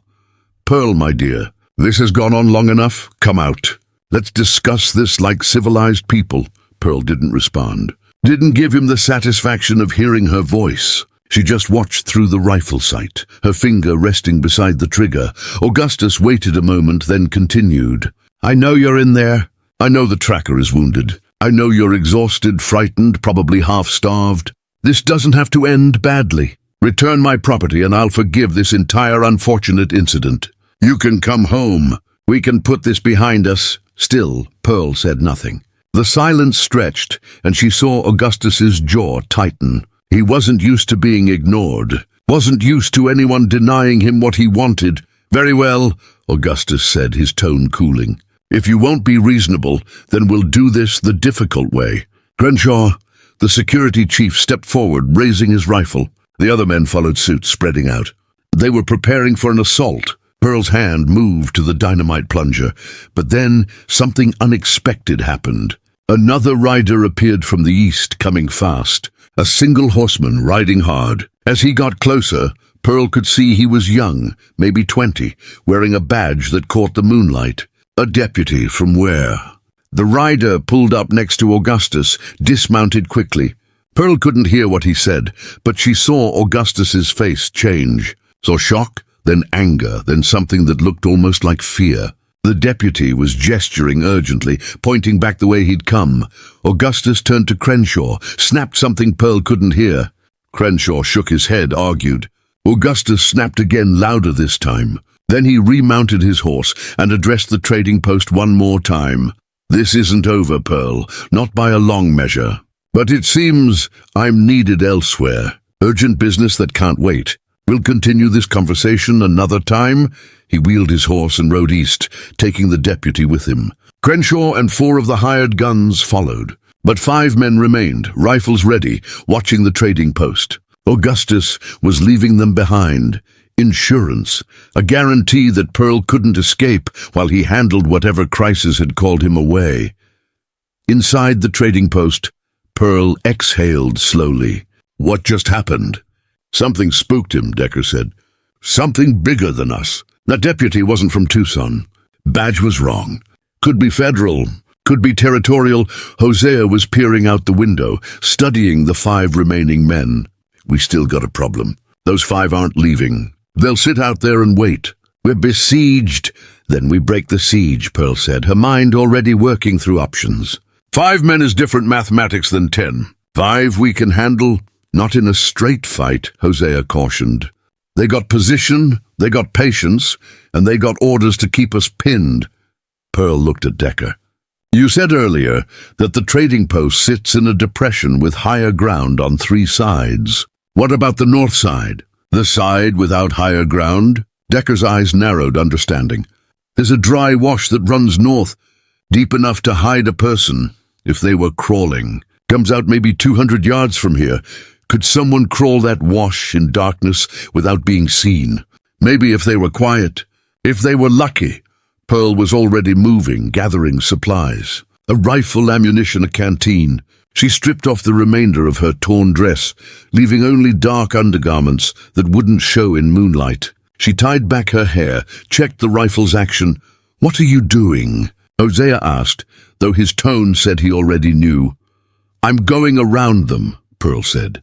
I'll use the wash to get behind their position. When I'm in place, you 2 create a distraction from here. Draw their attention. I'll take them from behind. That's suicide, Decker said flatly. You're not a soldier. You're a piano teacher who learned to shoot 3 days ago. I'm a woman who's tired of being hunted, Pearl corrected. I'm a woman who's done running. And I'm a woman who's going to end this tonight. She met Decker's eyes, and something passed between them. An understanding, a recognition that some things were worth dying for. Some stands had to be made regardless of the cost. Give me 2 hours, Pearl said. Then start shooting. Make it loud. Make them think you're launching a full assault. I'll do the rest. Before either man could argue further, Pearl slipped out the back door and into the darkness. The night air was cold after the heat of the day, raising goosebumps on her exposed skin. She moved carefully, silently, the way Decker had taught her during their ride through the desert. Every step placed with precision, every breath controlled. She found the wash, exactly where Decker had described it. A narrow channel cut by ancient floods, maybe 4 feet deep. She dropped into it and began crawling north, the rifle cradled in her arms. The ground was hard and rocky, tearing at her knees and palms. But she didn't stop. Couldn't stop. Behind her, 5 men waited to kill her. Ahead of her, freedom and justice waited if she was brave enough to take them. Time became meaningless in the darkness. She crawled until her arms shook with exhaustion, until her knees bled, until she couldn't remember what it felt like to stand upright. But she kept moving, kept pushing forward. Finally, the wash began to shallow out. Pearl risked raising her head above the rim. She was north of the trading post now, maybe a quarter mile. And there in the moonlight, she could see the 5 hired guns. They'd set up a rough camp, confident in their numbers and position. 2 were sitting by a small fire warming coffee. 3 were standing watch, but they were all facing south toward the trading post. No one was watching the north. Pearl checked her rifle one more time. 5 bullets loaded, 5 men to stop. The mathematics was simple and terrible. She'd have to make every shot count. Have to shoot people who weren't looking at her, weren't threatening her directly. Have to kill, not in self-defense, but in calculated execution. Her hands started to shake again. She thought about her father, teaching her to shoot tin cans in the field behind their Philadelphia home. Thought about how proud he'd been when she hit 3 in a row. Thought about how disappointed he'd be to see her now, crouched in the dirt like an animal, preparing to kill. Then she thought about the ledger. 147 names. 147 men who died in Augustus's mines. Men with families, with dreams, with lives that had been reduced to equipment losses in an accounting book. She thought about all the crimes documented in that satchel, all the corruption and cruelty that Augustus represented. Her hands steadied. This wasn't murder. This was justice. These men had chosen their side when they'd agreed to hunt her across the desert, to kill Decker, to help Augustus bury the truth. They'd made their choice. Now she was making hers. From the trading post, gunfire erupted, loud, continuous, exactly as planned. The hired guns jumped to attention, grabbing their rifles, focusing on the southern threat. Pearl rose from the wash, moved forward in a crouch. 50 yards, 40. She could hear them shouting now, coordinating their response. At 30 yards, she stopped, raised her rifle. Sighted on the first man. He was young, younger than she'd expected, maybe 25. He had his back to her, was firing toward the trading post. Pearl pulled the trigger. The rifle kicked. The man went down. No scream, no drama. Just down. The other 4 men spun around, trying to locate the new threat. Pearl was already moving, working the lever action, firing again. Another man down. 3 left. Now they saw her. Rifle swinging in her direction. She dove behind a rock as bullets struck around her. Chips of stone cut her face. She rolled, came up shooting. 1 more down. 2 left. A bullet grazed her arm, burning hot. She ignored it, fired again, missed. 1 bullet left. 2 men still standing. They were spreading out, flanking her.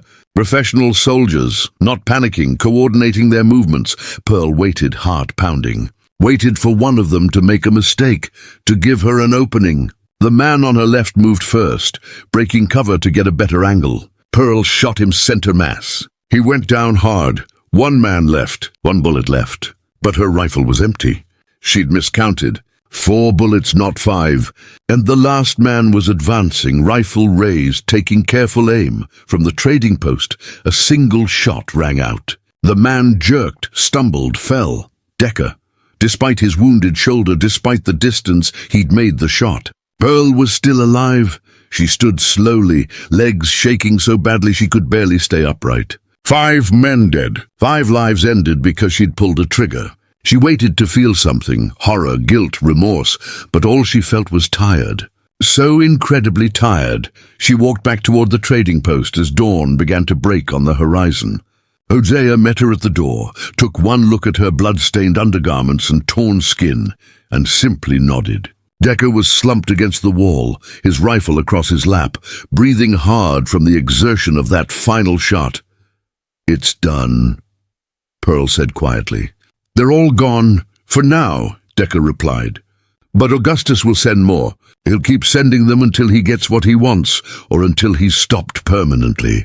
Pearl sat down heavily, accepted the water Hosea offered. "Then we go to Phoenix. Today. Now.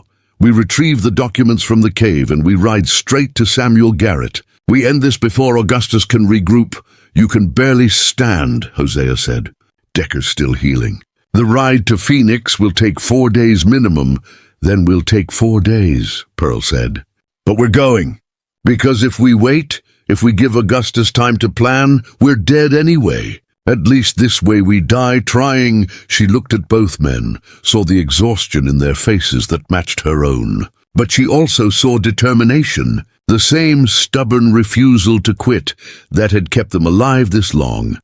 "We retrieve the documents at first light," Decker said, making the decision. "We ride out by noon, and we don't stop until we reach Phoenix or until we're dead. Those are the only two options left." Pearl nodded. She stood up, walked to the window, watched the sun rise over the desert that had tried so hard to kill her. 4 more days. 4 more days of running, hiding, fighting. 4 more days before she could stand in front of a judge and expose everything Augustus Fairmont had done. Behind her, Hosea and Decker were already preparing. Loading horses, gathering supplies, planning the route. Pearl touched the burn on her arm where the bullet had grazed her. Soon it would scar. She'd carry that mark for the rest of her life. A reminder of this night, of these choices, of the woman she'd become. She wasn't a piano teacher anymore. She wasn't Augustus's wife. She wasn't a victim running from her past. She was something new. Something forged in desert heat and cave darkness and the terrible necessity of survival. And in 4 days, she would walk into a federal courthouse in Phoenix and destroy the man who'd thought he owned her.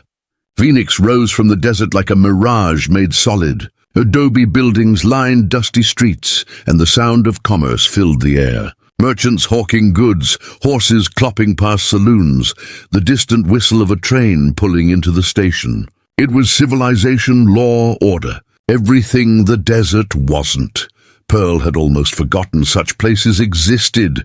They'd made the 4-day journey in 3.5, pushing themselves and the horses beyond reasonable limits. Decker's shoulder had bled through his bandages twice. Pearl's feet were blistered so badly she could barely walk. Hosea, who'd insisted on coming despite his age, looked 20 years older than when they'd started. But they'd made it. And the satchel full of documents was strapped securely across Pearl's chest. They'd retrieved it from the cave without incident, though Pearl had expected Crenshaw's men at every turn. The mountains had been silent, empty. Either Augustus had pulled his forces back, or he was planning something else. Pearl suspected the latter. Men like Augustus didn't give up. They regrouped. Samuel Garrett's office was on the 2nd floor of a brick building near the courthouse. The sign on the door read, "Attorney at law, cases others won't touch." Pearl knocked once, her heart hammering. This was it. Everything she'd run from, everything she'd fought for, came down to whether this man would help her. The door opened to reveal a man in his 50s, built like a boxer who'd gone soft around the middle. His suit was rumpled, his tie loose, and his eyes had the sharp intelligence of someone who'd seen every dirty trick the law could offer. He looked at Pearl's torn clothing, her sunburned face, the bandages on Decker's shoulder, and raised an eyebrow. "Mrs. Fairmont, I presume," Garrett said. "You look like you've had a difficult journey." "You have no idea," Pearl said, her voice hoarse. "Can we come in?" Garrett stepped aside, gestured them into an office piled high with law books and case files. It smelled of pipe tobacco and old paper. He cleared chairs for them, offered water, which they drank like they'd been wandering the desert for years instead of days. "I got your letter," Garrett said, settling behind his desk. "The one you sent 3 weeks ago with copies of certain documents. Interesting reading. Very interesting. But copies aren't enough for federal court. I need originals. I need witnesses. And I need to know you're willing to testify against one of the most powerful men in the territory." Pearl set the satchel on his desk, opened it, spread the documents across the scarred wood. Deeds, contracts, ledgers, photographs, letters. The complete record of Augustus Fairmont's crimes. Garrett's eyes widened as he began sorting through them, his professional demeanor cracking slightly. "My God," he muttered, picking up the ledger with the names of dead workers. "This is admissible. This is his handwriting, his signature. This is enough to bring charges. Multiple charges, bribery, corruption, conspiracy, murder," Pearl said, ticking them off on her fingers. "Human trafficking, fraud. Every document is authentic. I took them from his personal safe." Garrett looked up at her with something approaching awe. "Do you understand what you're handing me? What this means? If I file these charges, every powerful person in the territory will come after you. Judges, politicians, businessmen. They're all connected. They all have something to lose." "I know," Pearl said. "But I also know that if I don't do this, if I let fear stop me, then everything Decker and Hosea did to help me was for nothing. Then all those men in that ledger died for nothing. I won't let that happen. Garrett studied her for a long moment. Then he nodded slowly. All right, I'll file the charges today. Federal court, territorial jurisdiction. But you need to understand something. The moment I file, Augustus will know. He'll come for you with everything he has. You'll need protection. We can protect her, Decker said, speaking for the first time. I got this far, didn't we? Against hired guns in the desert, yes, Garrett said. Against the machinery of territorial politics and bought law enforcement. That's different. He was interrupted by footsteps on the stairs outside. Heavy boots, multiple people, moving with purpose. Garrett's hand moved toward a drawer in his desk. Pearl's hand went to the revolver she'd kept since the mountains. Decker raised his rifle with his good arm. The door burst open. But it wasn't Augustus's men. It was the same young deputy who'd interrupted the siege at Hosea's trading post. Behind him were 3 more men wearing federal marshal badges. And behind them, looking exhausted but determined, was a face Pearl never expected to see again. Thomas Whitmore, her father's business partner from Philadelphia, the man who'd helped her father build his import company before the gambling destroyed it. He was older now, grayer, but his eyes were the same, kind and sad and full of regret. Pearl, Thomas said quietly. Thank God, I've been looking for you for 3 weeks. Pearl's mind reeled. Thomas, what are you doing here? How did you find me? Your letter, Thomas said. The one you sent to Samuel Garrett. He's not just a lawyer, he's my nephew. When he told me you were trying to expose Augustus Fairmont, I took the first train west. I've been working with the federal marshals, trying to track you down. Before Augustus's men found you, the lead marshal stepped forward, a weathered man with cold eyes and a professional demeanor. Mrs. Fairmont, I'm Marshal Hayes. We've been investigating Augustus Fairmont for 6 months on suspicion of federal crimes. Your letter to Mr. Garrett gave us the break we needed. But we need those documents and we need your testimony.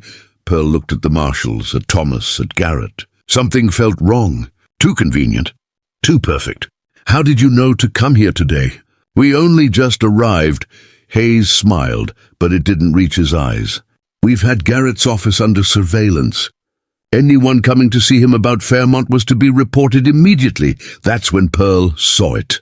The slight tension in Thomas's shoulders, the way his eyes darted toward the door, the way the marshals had positioned themselves between Pearl and the exit. This wasn't rescue. This was capture. They're not real marshals, Decker said quietly, his rifle already swinging toward Hayes. Badges are wrong. Federal marshals don't work with territorial deputies. And real lawmen don't smile when they're lying. Everything happened at once. Hayes reached for his gun. Decker fired, catching him in the chest.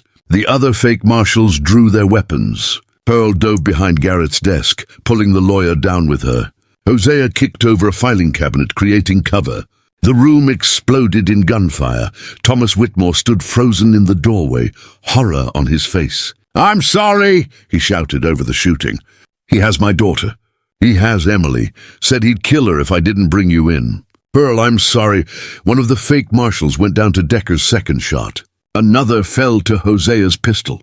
But the third had Pearl in his sights, was squeezing the trigger when the window behind him shattered. Glass exploded inward and the marshal collapsed, a hole in his head. Someone was shooting from outside. The young deputy, the real one, stood in the doorway with his rifle smoking. Stay down, he shouted. Real marshals are coming up the stairs right now, and they were.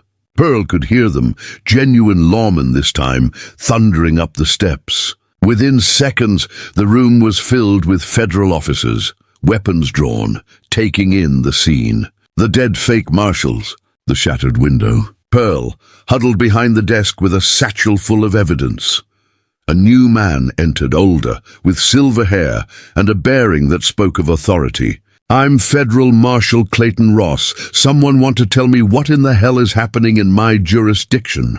Garrett stood slowly, hands raised. Marshal Ross, my name is Samuel Garrett. I'm an attorney. This woman is Pearl Fairmont, and she has evidence of federal crimes committed by Augustus Fairmont. Those men you see dead were imposters, hired by Fairmont to retrieve that evidence. They would have killed all of us. Ross looked at the bodies, at the fake badges, at Pearl. His eyes narrowed. Augustus Fairmont. That's the second time his name has come up today. We arrested him 4 hours ago in Tucson on suspicion of bribery and corruption. Got a tip from a territorial judge who apparently grew a conscience. Fairmont's in custody now, waiting for a federal hearing. Pearl felt her legs give out. She sat down hard, the reality hitting her all at once. Augustus was arrested. She was alive. The documents were safe. It was over. Actually over. He has my daughter, Thomas said desperately, still standing in the doorway. Emily, he's holding her somewhere. Said he'd kill her if I didn't deliver Pearl. Please, you have to find her. Ross gestured to 2 of his deputies. Get descriptions. Start searching. If Fairmont's holding hostages, we'll find them. The next hours passed in a blur.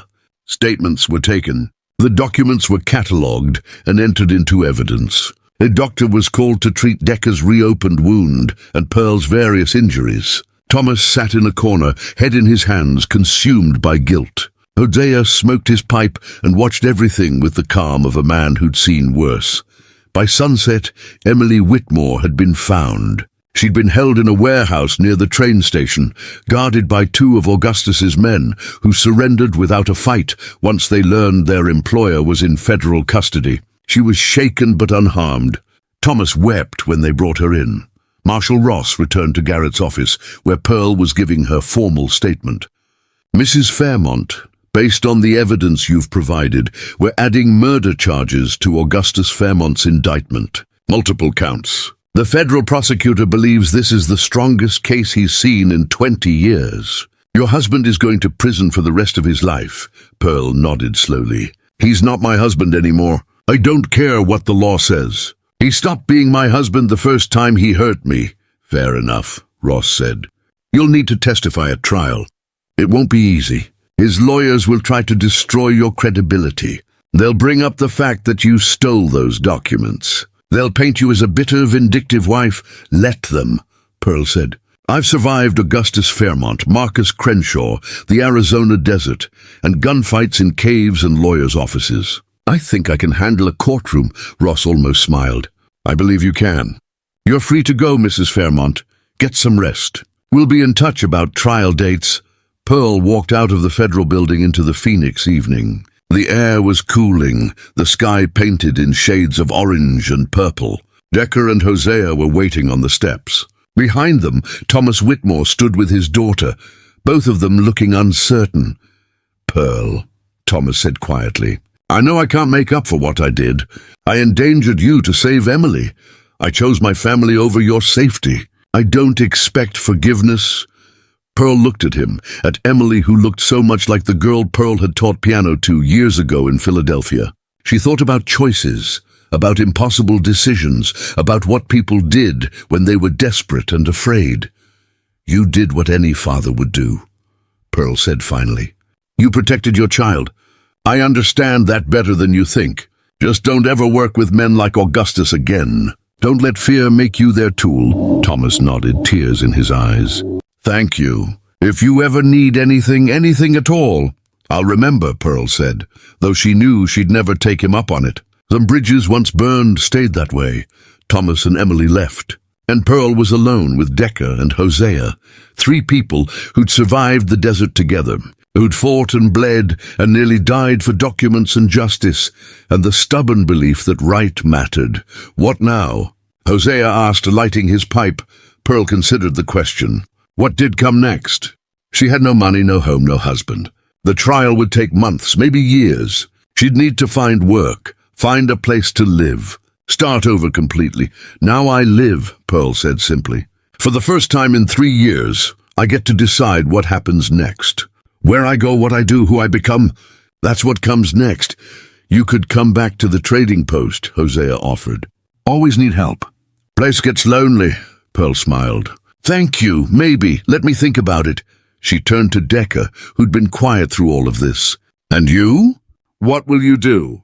Decker looked out at the desert beyond the city, the land that had shaped him and scarred him and made him who he was. Keep tracking, I suppose. It's what I know. But maybe I'll be more careful about who I work for. Maybe I'll ask more questions before I take a job. Maybe you'll stand for something instead of just surviving, Pearl said gently. Decker met her eyes. Maybe I already did.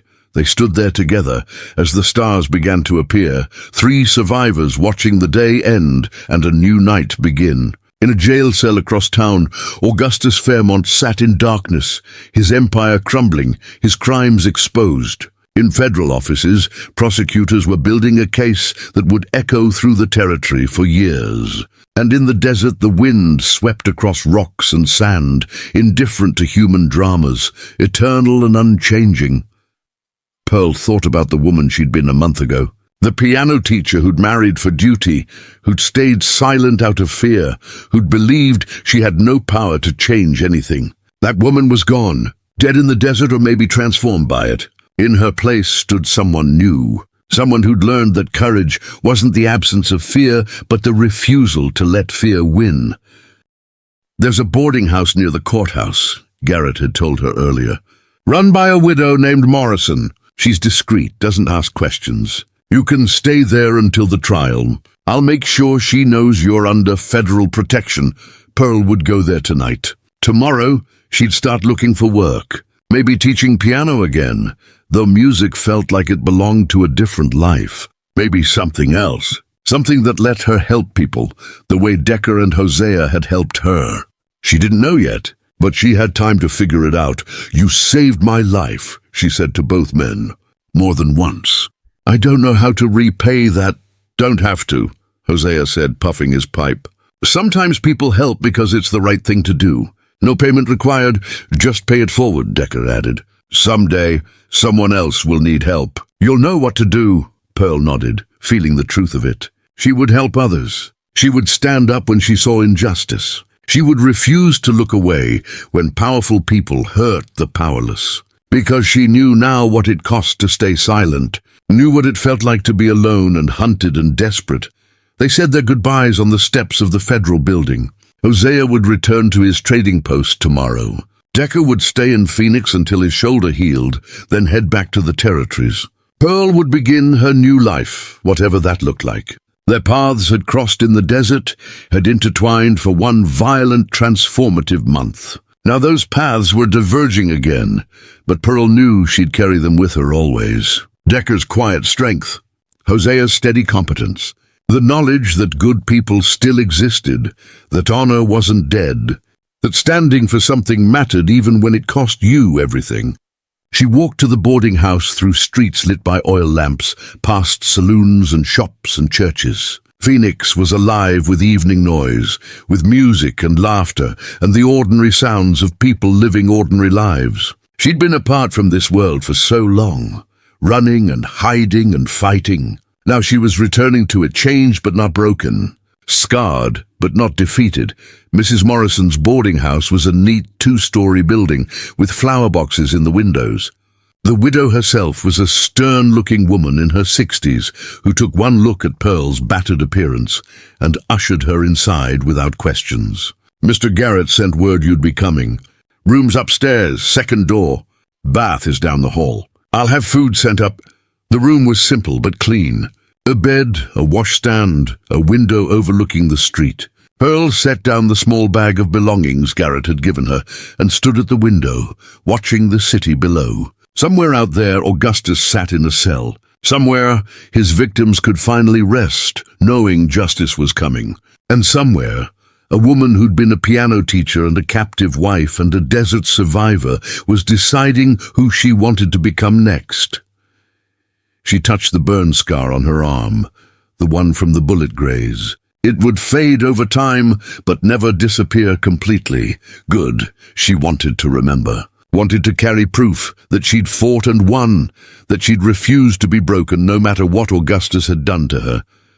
Tomorrow she would begin again. Tomorrow she would start building a life that belonged to her and no one else. Tomorrow she would wake up free, but tonight she simply stood at the window and watched the stars appear over Phoenix, the same stars that had watched over her in the desert. And she smiled because she was alive and she had won, and that was enough. The sun would rise again tomorrow. The desert would still be there, harsh and unforgiving. Men like Augustus would still exist, wielding power and wealth like weapons. But they would also face women like Pearl, who'd learned that sometimes the only way to survive was to fight back. Who'd learned that justice was worth pursuing even when the cost was high. Who'd learned that being decent, being brave, being stubborn enough to stand for something could change the world one act of courage at a time. Pearl Kingsley had started this journey as a victim. She was ending it as a survivor, and in the morning she would wake up and begin the hardest journey of all.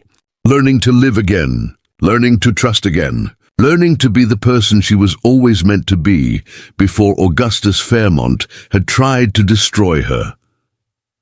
The story wasn't over. It was just beginning. Up next, you've got 2 more standout stories right on your screen. If this one hit the mark, you won't want to pass these up. Just click and check them out, and don't forget to subscribe and turn on the notification bell so you don't miss any upload from us.